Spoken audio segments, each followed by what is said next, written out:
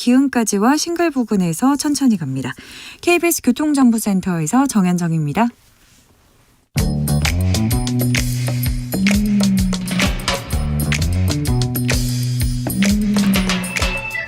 오늘의 정치권 상황 깔끔하게 정리해드립니다. 여당 크로스 최가박과 함께 최가박당. 여야 최고의 파트너 두 분 모셨습니다. 최형두 국민의힘 의원 어서 오세요. 네, 안녕하십니까. 박성준 더불어민주당 의원 어서 오세요. 네, 안녕하세요. 네. 네. 연찬에 다녀오셨죠? MT 같은 겁니까? MT가 아니고 이게 여당이 되고 보면은 네. 여당은 이제 국무위원들하고 같이 상임위별로 예. 주요 현안에 대한 토론을 합니다. 아, 그래요? 예. 그래서 지금 더욱이 이제 민주당이 여당할 때는 다수당이다 보니까 네. 뭐 정부 여당이 뜻대로 되지만 지금은 우리 막강한 야당이 있다 보니까 이 어떻게 해야 될지 네. 또 지금 대통령도 참석했어요. 대통령은 이제 만찬 때 잠깐 오신 거고. 네. 그래서 이게 상당히 그 상임위별로 예. 주요 현안을 공부하고 토론하는 자리입니다. 토론하는 자리고 또 하나는 저녁 식사 이후에는 지역별로 시도별로 네. 또 지금 그 사실 국회의원들이 시도별로 모이기가 쉽지 힘들어요. 않죠. 예. 예. 상임위가 다르고 또 각각 지역이 또 다르기 때문에 네. 뭐 경남만 하더라도 동부, 서부, 중부에 또 다 교통이 달라서 그래서 이제 그런 것들을 지역의 현안 또 지역의 큰 지금 민생의 어려움 그리고 지금 정부 여당이 당면한 새로운 우리 지금 2023년의 큰 국가적 과제 네. 또 여러 가지 문제 이런 현안들을 아주 진지하게 토론하는 자리였습니다. 만찬 때는 뭐 드셨어요? 만찬 때는 인천시가 제공한 네.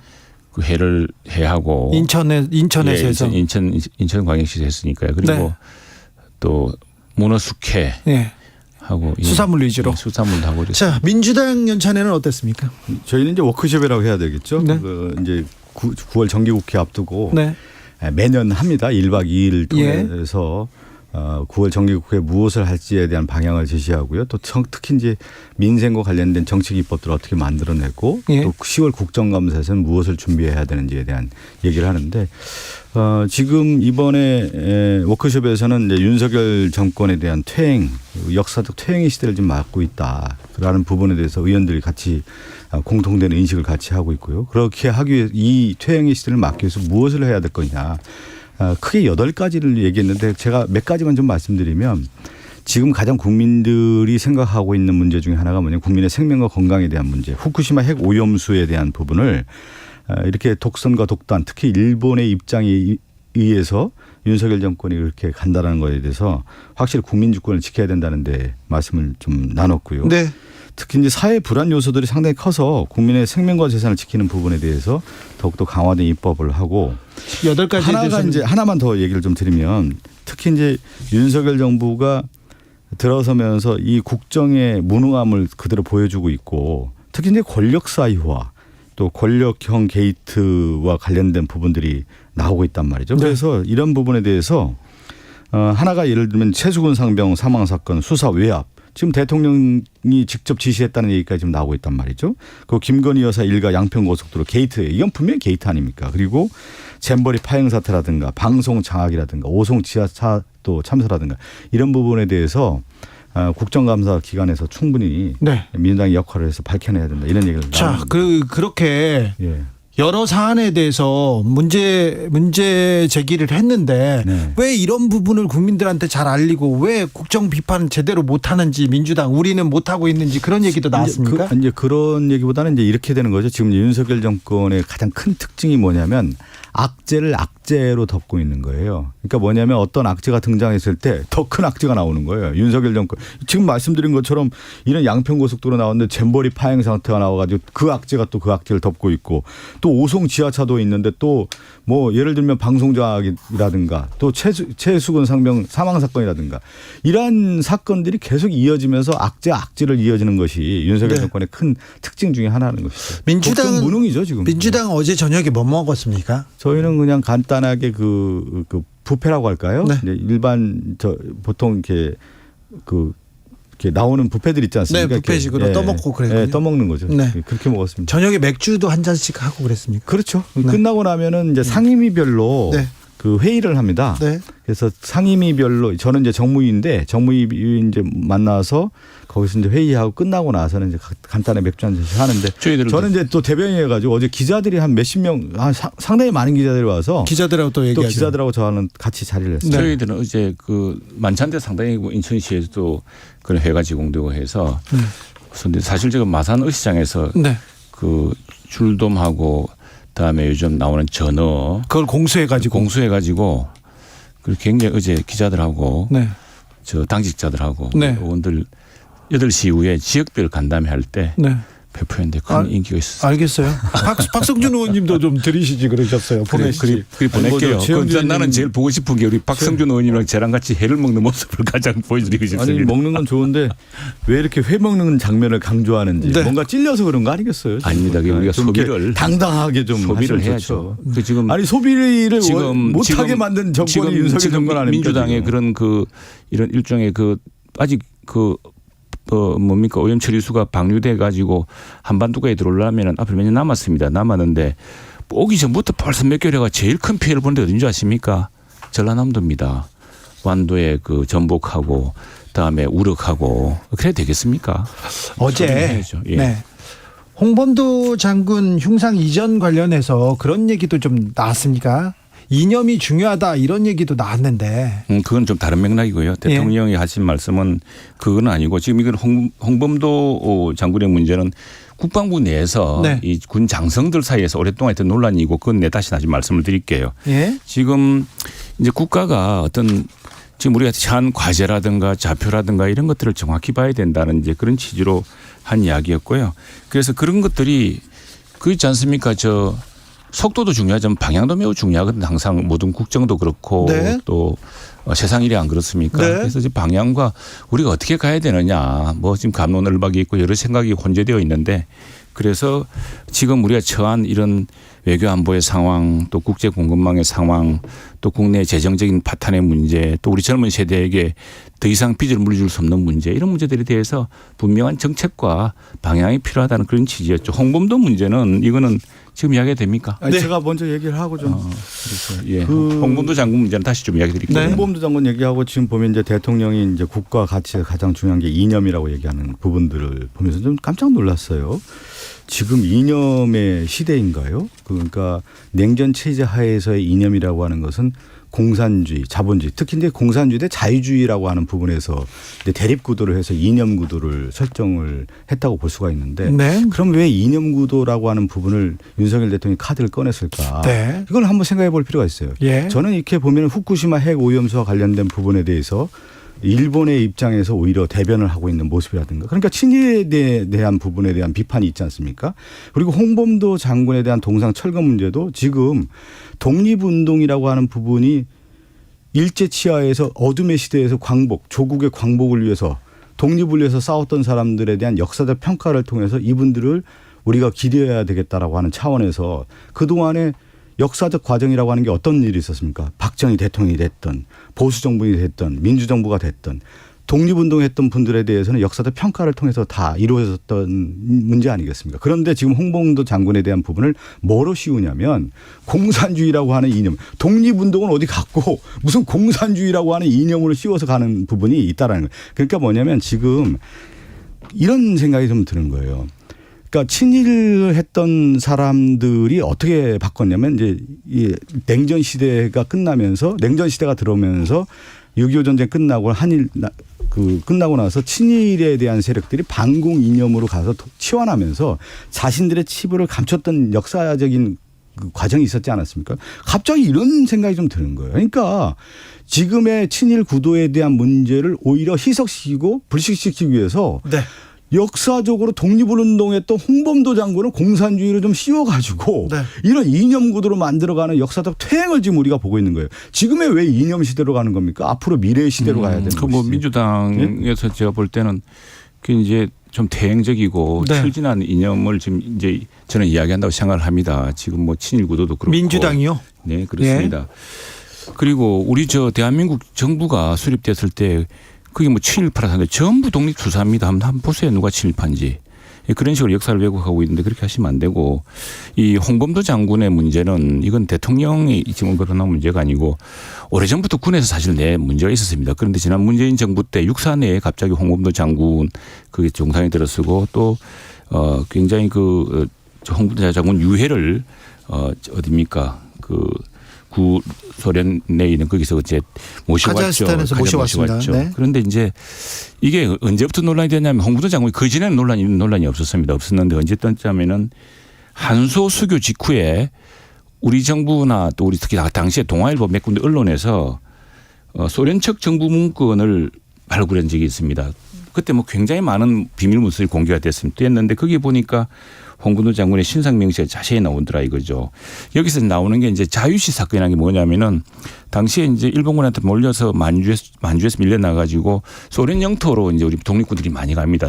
특히 이제 가는데 그 당시 김자진 장군이라든가 가는데 그 자유시라는 곳에서 그 소련군에게 무장해제를 당하면서 일부는 소련군에게 무장해제 당하지 않기 위해서 네. 다시 돌아오고 하는데 무장해제 당하면서 상당히 큰 참변을 당합니다. 그게 네. 유명한 자유시 참변인데 네.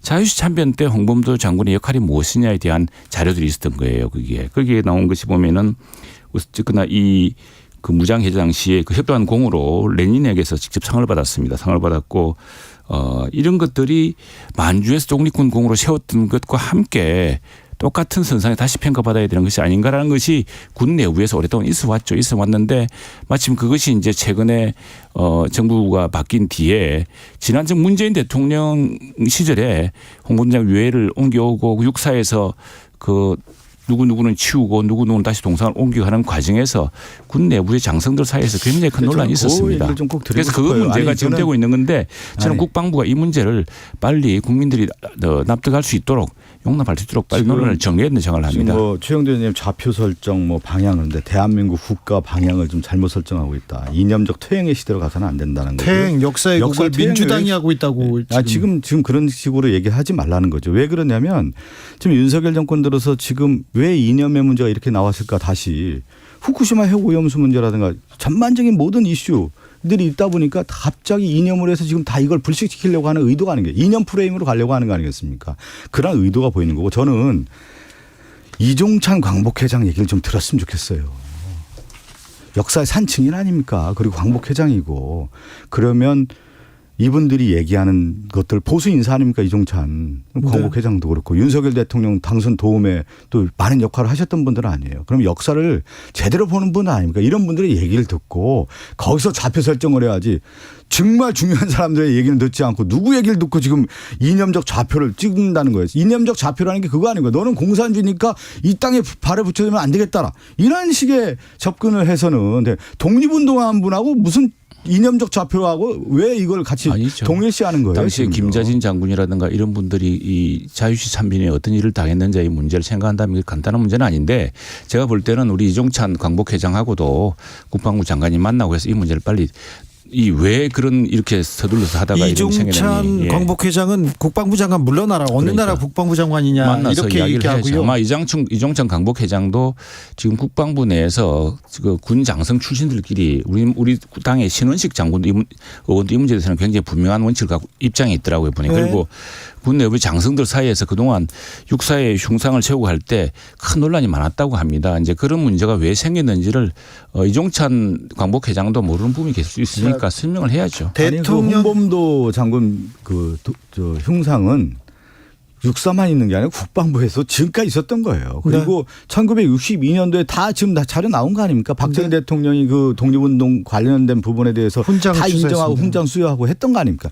이거를 역사적으로 무슨 공산주의라고 하는 형태로 해서 그게 좌표 설정해서 배제시킨다라는 게 지금이 이게 어느 시대로 가는 겁니까? 소련이 붕괴되면서 이제 그 소련 관계에 관한 자료가 나왔고 이게 이제 사실 브루스 커밍스가 했던 한국 전쟁의 기원에 대한 1권과 2권이 달라지는 큰 배경입니다.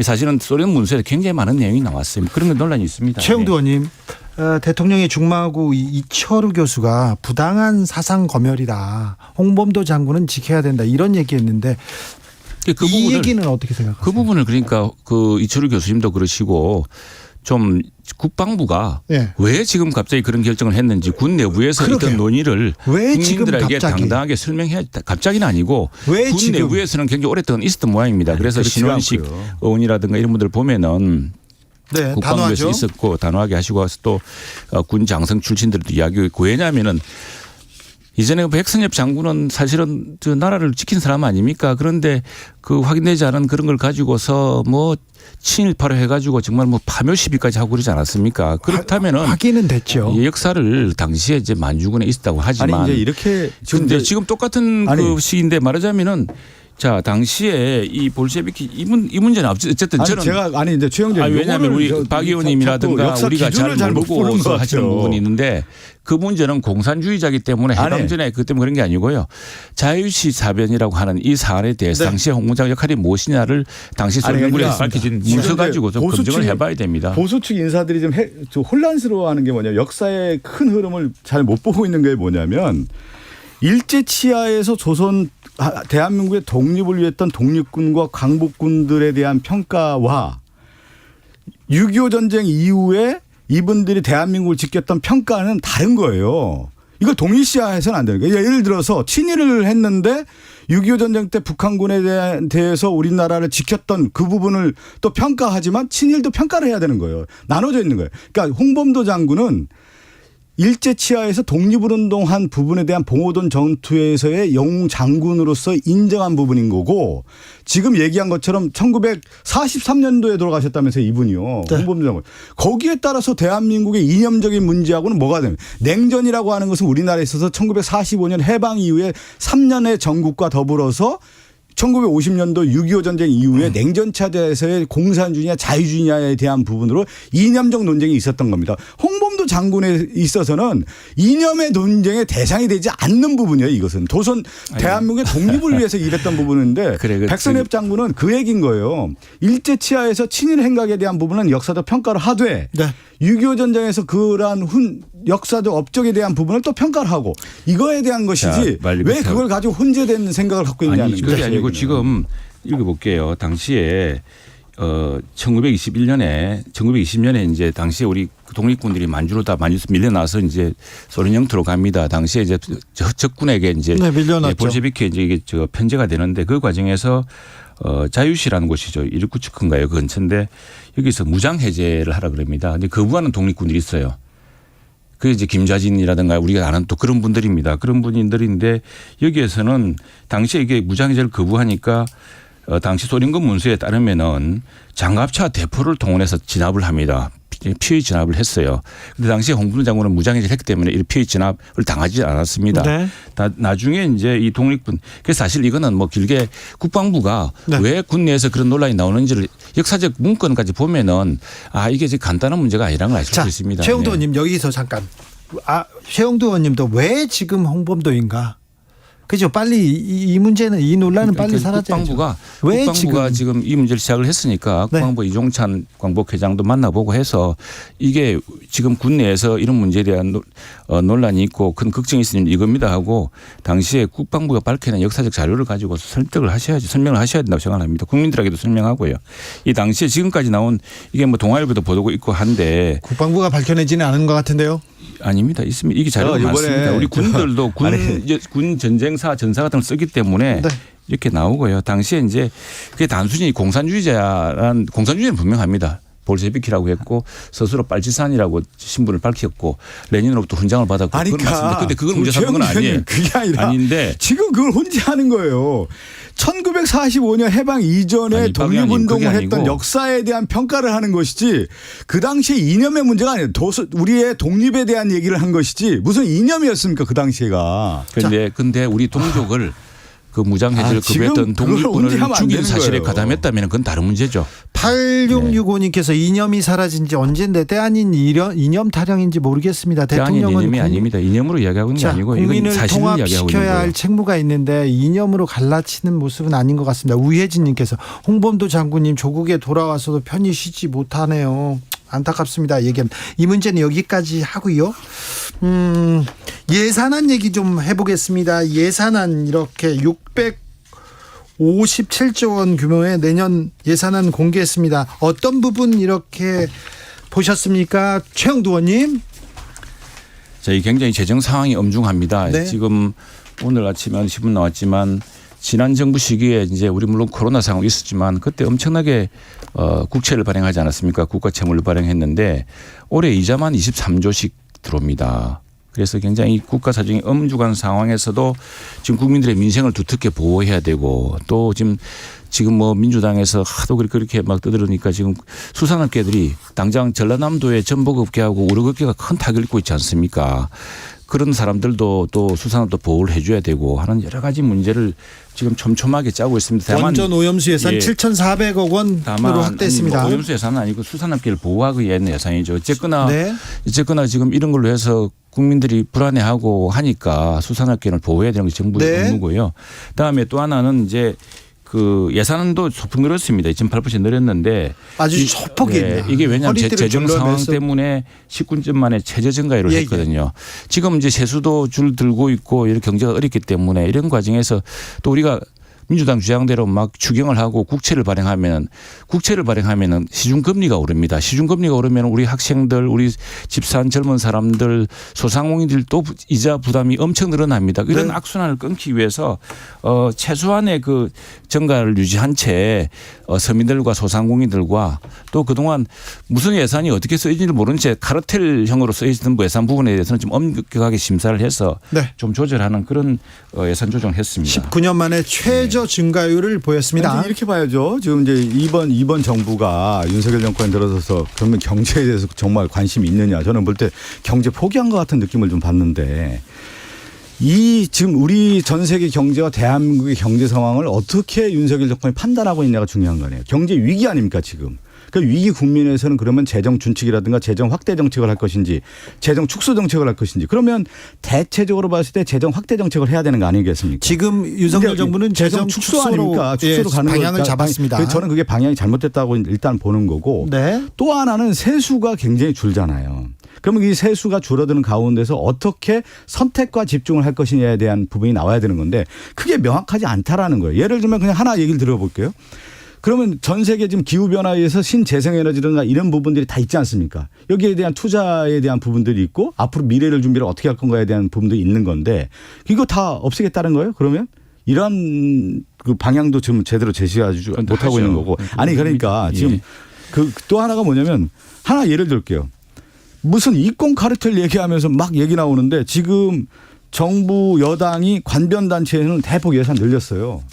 지금 나오고 있지 않습니까? 관변단체들 대폭 예산 늘렸는데 무슨 예산을 많이 늘립니까? 지금 다 서민들 곳곳에 사실 사회적 약자를 보여야 시민단체들에 대해서는 카르텔 나기 직해서 완전 예산 삭감하고 이런 것들은 지금 윤석열 정권이 아까 얘기한 방향을 좀 잘못 잡고 있다. 특히 대한민국 경제 위기라는 측면에서 앞으로 내년에 사회 약자라든가 어떻게 사회를 보듬느냐에 대한 부분을 정확하게 진단을 하고 나와야 되는 건데 그렇지가 못하다라는 것이 어제 우리 사실은 그 추경호 경제부총리가 우리 의원들에게 이제 현재 경제 상황을 설명했습니다. 굉장히 전 세계적으로 어렵고 네. 또 중국이 리오프닝을 하면 나아질 줄 알았더니 중국 자체가 지금 경제적 불확실성에 들어가 버렸거든요. 이런 상황에서 어떻게 할 것이냐. 전 세계 경제 성장, 우리 경제 성장을 배기하면서 했는데 정부로서는 지금 뭐 어쨌거나 최선을 다하고 있습니다. 그런데 이게 뭐 재정이라는 게 화수분이 아니거든요. 누군가가 국간을 비우면 다른 사람은 국간을 지키고 다시 채워 넣어야 됩니다. 네. 그렇지 않으면 그 피해자는 누구냐 하면은 우리 다음 세대입니다. 그렇죠. 지금 연금을 넣는 사람들이 연금을 못 받습니다. 이렇게 가면은. 그래서 연금 개혁, 교육 개혁, 노동 개혁을 통해서 우리 사회가 정말 젊은 세대에게 빚을 더 이상 물려주지 않고 이 정말 미래 성장 동력을 키워나가는 굉장히 피곤한 고단한 결단을 해야 되고요. 우리도 선거 앞두고 있습니다. 민주당처럼 했다면 수십 조씩 풀면 얼마나 좋겠습니까? 국간에 이진난다고 돈 풀면 반드시 표로 들어옵니다. 그러나 지금 그렇게 할 수가 없는 겁니다. 이 선거 상황인데도 여당이. 0147님께서 민간 너무 힘들어요. 서민 힘든데 정부라도 돈을 좀 써주세요. 이렇게 얘기하는데. 그런데 이제 돈을 쓰면은 바로 그 서민들에게 지금 아마 대출해 보신 분들 알겠지만 금리가요. 네. 정말 불과 다락까지 오르고 있습니다. 네. 지금 우리 한국은행이 금리를 좀 붙잡고 있거든요. 네. 그런데 이전에 한전 적자가 왜 생겼습니까? 한전 적자가 이제 뭐 에너지 정책을 실패하는 바람에 지난 정부에서 갑자기 LNG 가격 높아지면서 막 수십 조씩 늘었거든요. 그래서 지난해 한전채량을 발행을 했습니다. 한전 적자 너무 커져가지고 그랬더니 한전채 때문에 다른 대기업의 기업 채권도 안 팔릴 이런 상황이 되었습니다. 이건 뭐냐면은 국채를 발행하면은 이게 이제 경제학에서 말하는 구축 효과라는 건데 국채가 안전자산이잖아요. 그러니까 모든 큰 돈은 안전자산에 몰립니다. 그러면 그다음에 기업채라든가 회사채나 금융채가 안 팔립니다. 그러면 좀 더 높은 이자를 줘야겠죠. 이자를 주다 보면은 서민들이 빌리는 서민금융의 이자가 또 오르게 됩니다. 그래서 지금 저희들도 우리 지금 아까 청취자 한 분이 말씀하셨듯이 그렇게 해주고 싶습니다만 결국 그게 부메랑처럼 더 큰 금리 부담으로 올라간다는 게 지금 큰 부담입니다. 네. 근데 이제 윤석열 정권의 가장 큰 특징은 이제 과거 문재인 정권을 빗대서 항상 이제 남 탓을 하는데 문재인 정권의 코로나 시기 아니었어요? 그 당시에 전 세계 경제는 어땠습니까? 상당히 어려웠기 때문에 미국도 그렇고 재정 확대 정책을 통해서 위기를 극복하는 방향으로 갔다는 거 아니겠습니까? 연장선상에 계속 있는 것이죠. 우리나라 경제 상황이 그만큼 어렵고 제가 지난번에 방송할 때도 우리나라 경제 성장률이 전 세계 경제 성장률에 비해서 낮은 경우가 거의 없었고 특히 일본의 경제 성장률보다 낮은 경우가 없었단 말이에요. 제가 그 얘기를 드리는 거예요. 지금 윤석열 정권의 경제 진단이라고 하는 것이 여기서부터 잘못됐다. 그러니까 일본의 경제 성장률보다 낮은 경우가 어디 있었어요. 아까 얘기한 지금 이념의 시대 해방정국 이후부터 우리나라 경제 성장률이라는 것이 일본의 성장률에 비해서 낮은 적이 없다. 성장률 높아지고 있고요. 아니 제가 얘기를 드리는 거예요. 저도 이제 그런 만큼 위기 상황에서 예결 심사를 해봤는데 제가 호소했던 그런 겁니다. 지난 정부 말기에 그랬더니 지난 정부 말에 우리 당시에 그 홍남기 부총리가 내가 걱정했더니 더 큰 걱정을 하더라고 보니까 큰일 났다고 좀 이렇게 해서는 그 정도로 당시에 문재인 정부 민주당의 막 등살 때문에 막 국채 늘리라고 막 이랬지만 부채 늘려서 재정 확대하라고 그랬지만 재정 당국으로서는 그게 큰 위기 상황이 당시에 이미 코로나가 잡히면서 독일이라든가 다른 나라는 긴축으로 돌아갔습니다. 재정을 다시 채우기 시작했거든요. 근데 어제 네. 연찬에서 경제 성장률이 0%대로 떨어질 수 있다. 위기다 이런 얘기 많이 나왔습니까? 그런 위기에 대한 걱정을 해서 그것 때문에 우리가 바짝 해야 되는 거 했고 그렇게 해서 지금 재정이 옛날같이 풍성풍성 쓰면 우리 국가 지방 예산은 많이 주면 좋은데 굉장히 어렵는데 예. 아니 근데 저 경제적 상식적인 측면에 간단하게 제가 한번 3초만 얘기를 하면 이렇게 어려운 가운데 정부 역할이 매우 중요한 거예요. 네. 전 세계 경제 위기에서의 정부 역할이 재정 정책을 통해서 실질적으로 경제 성장의 모멘텀을 만들어 위기를 극복하고자 하는 건데 지금 윤석열 정권은 지금 달리 가고 있다는 얘기예요. 지금 상당히 위기를 오히려 더 가속화시키는 쪽으로 갈 가능성이 크기 때문에 제가 위험 신호를 주는 겁니다. 어제 워크숍에서 민주당에서 저 서른 의원이 심청이처럼 몸을 던져야 된다. 이재명 대표는 몸을 던져야 된다 이렇게 얘기하셨어요? 그러니까 저는 뭐 서른 의원에 대한 언급을 하고 싶지는 않아요. 근데 지금 민주당이 살아나기 위해서는 누구 하나만 심청이가 돼야 되는 겁니까? 지금 서른 의원도 마찬가지고 모든 사람들이 그런 각오와 정신과 절실함을 통해서 민주당과 함께 가는 단일 대우를 형성해서 민주당이 지금 이 무도한 윤석열 정권과 싸워야 되는 시기에 그런데 그 단일 대우가 안 되고 있어요. 그죠? 그 결자 해지를 안 하시니까 결자 해지. 지금 문제를 만든 사람이 문제를 풀어야죠. 아니 이제 그런 거잖아요.